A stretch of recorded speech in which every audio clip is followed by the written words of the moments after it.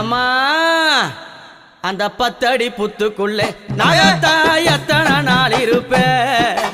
10 அடி புத்துக்குள்ளே நாகத்தா எத்தனை நாள் இருப்பேன் பாலாத வாத்து வச்சேன் நாகத்தா பருகிட வாரும் அம்மா